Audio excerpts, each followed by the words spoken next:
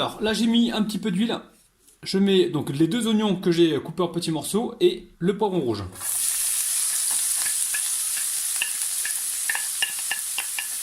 Alors on fait un peu de place ici là pour mettre la viande. Allez, je mets donc mes 300 g de viande hachée. On va les mettre assez rapidement. En même temps on va venir ici saler. Donc on sale la viande avec les légumes. On va venir également poivrer. Le poivre du moulin, c'est toujours meilleur les amis. Recette, vous allez voir, super facile. Hein. Elle est très gourmande, on va souvent vous la réclamer celle-là. Et ensuite je mets le ras el hanout que vous pouvez remplacer par du curry hein, si vous voulez, ou du colombo, la poudre à colombo. Donc là on a environ une cuillère à soupe. Et là maintenant le but du jeu c'est de cuire le tout. Donc là on va écraser comme ça la viande pour essayer de l'émietter. Hein. Là on voit que c'est cuit hein, les amis. Donc au bout de 7-8 minutes hein, comme d'habitude. Donc ici j'ai de la moutarde. Alors moutarde bio les amis, hein. C'est pour ça qu'elle a cette couleur là, c'est parce qu'elle est bio, il n'y a pas de colorant dedans. Là on va mettre ça là, environ une belle cuillère à soupe. Et je vais mettre également de la tomate concassée bio aussi, hein, tomate concassée. Alors on va voir si on met un peu d'eau ou pas, peut-être dans la boîte pour récupérer le fond de tomate, je vais voir.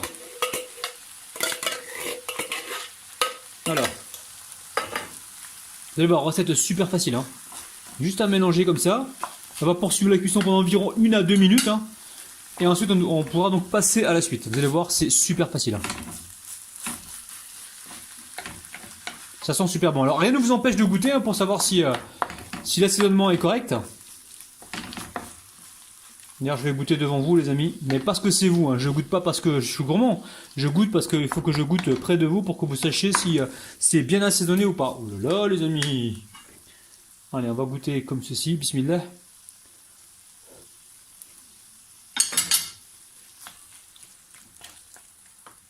Bon les amis c'est de la folie. Oh là là là là. Allez, j'éteins le feu, on passe à la suite. Alors ici nous allons préparer notre petite préparation donc au fromage. Ici j'ai de la brousse fromage corse, je ne sais pas si vous connaissez. Donc là je goûte, hein, c'est pas salé pour moi. C'est super bon. Enfin c'est légèrement salé, hein, pas trop.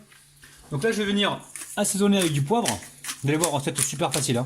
Alors, si vous n'avez pas de brousse les amis, vous prenez ce que vous avez dans le frigo. Hein. Là j'ai du fromage de noix qui me restait, donc ça va pourrir dans quelques jours. Donc je préfère le passer que de le laisser pourrir au frigo. Hein. Si vous avez de la vache qui rit, du fromage à tartiner, Saint-Moré ou quoi, vous le passez, il n'y a pas de problème les amis. Hein. Ensuite, ici je vais juste assaisonner avec un petit peu de sel, vu que la brousse elle n'est pas trop salée. Une fois que c'est fait, on rajoute ici le citron. Alors citron, on va prendre quelques gouttes ou un demi-jus de citron, je vais voir, voilà. Alors on met ça en demi-jus de citron, hein, les amis. Vous mettez un demi-jus de citron, là j'ai pas pressé complet. Je récupère donc les pépins, c'est super bon tout ça. Voilà, on va s'essuyer les mains, parce qu'on n'est pas des... on n'est pas des cochons les amis. Allez, on s'essuie les mains comme ça. On va venir écraser... Ouh, il y a un pépin qui a voulu se faire la main, vous avez vu le vidéo là? Vous l'avez vu? Il est là. Allez. On va écraser comme ceci. Encore une fois, prenez ce que vous avez comme fromage à tartiner dans le frigo. Hein. Donc moi j'ai ramené de la brousse de Corse, j'étais curieux de connaître le goût, c'est super bon. Alors dedans on va mettre la coriandre hachée, donc là j'ai une demi-botte de coriandre.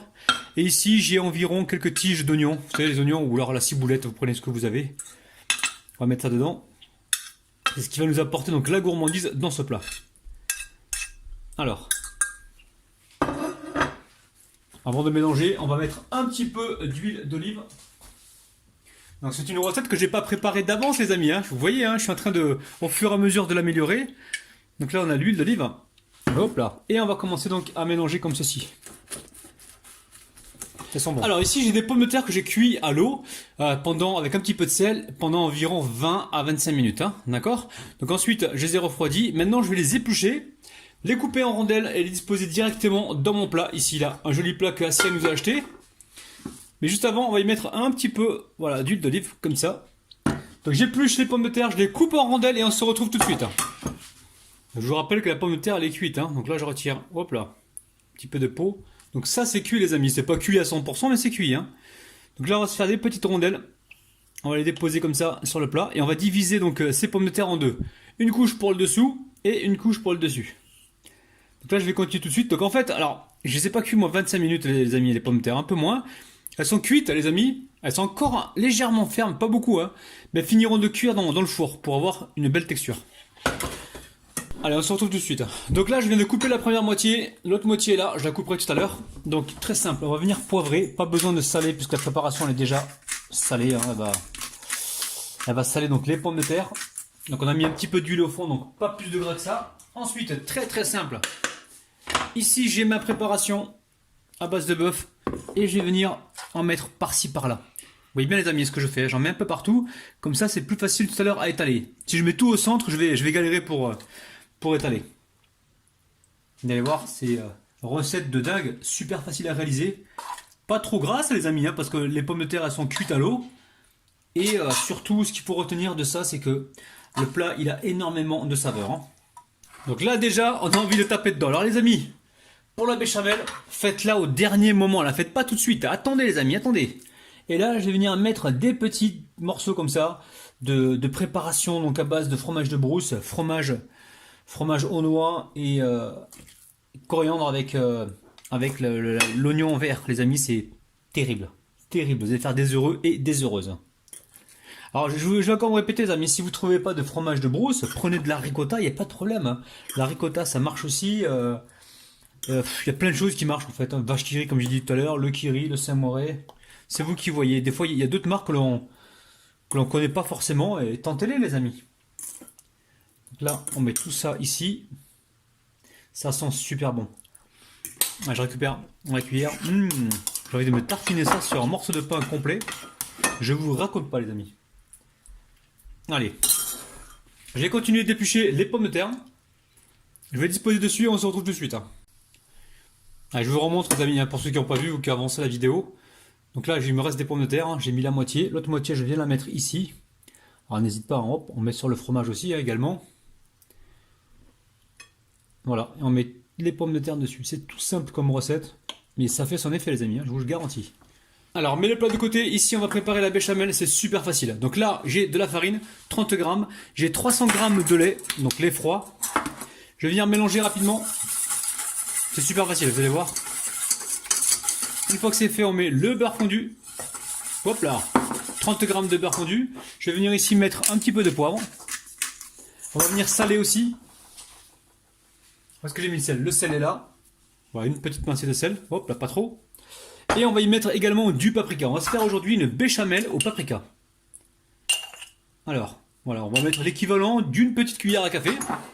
On va mélanger et là je pars sur le feu pour cuire donc cette béchamel au paprika. Vous allez voir, recette de ouf. Alors on part sur le feu les amis. On fait attention et on cuit cette béchamel.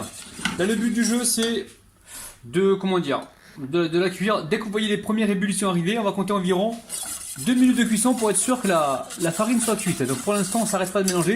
On va bien partout, on fait attention sur les côtés de ne pas se faire avoir. Et on n'arrête surtout pas de mélanger.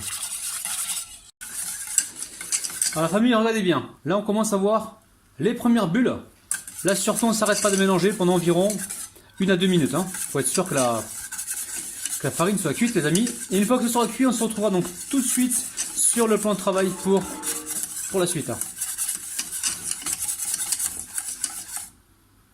Voilà, encore 1 minute et c'est bon. Alors vous préchauffez le four à 170 degrés.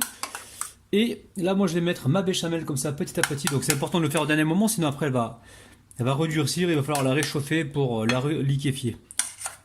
On la met comme ceci. Donc là on en met un peu partout. Hop là. Ça va être bon les amis.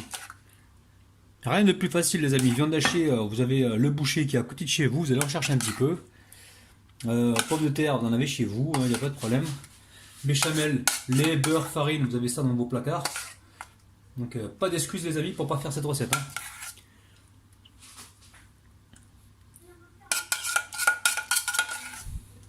Donc là vous prenez votre maryse, hop là, et vous allez bien partout. Hein. Allez, on met un petit peu de fromage dessus là. Fromage râpé, moi c'est de l'emmental râpé que j'ai. Allez, on met ça comme ça. Et là le four, les amis, je vais encore me répéter, il est en train de préchauffer à 170 degrés. On est parti pour une cuisson, on va dire d'environ 20 minutes, 25 minutes. Il faut vraiment que ça colore dessus. A tout de suite. Alors là, ça sort du four. Alors j'ai cuit ça, enfin j'ai fait gratiner à ma façon, hein, pas trop gratiner, juste un peu. J'ai remonté à 180, j'étais à 170 au départ, j'ai remonté à 180 et j'ai cuit ça environ 25 minutes les amis, il faudra toujours surveiller. Donc là j'attends un petit peu que ça tiédisse et ensuite on pourra donc voir un petit peu l'intérieur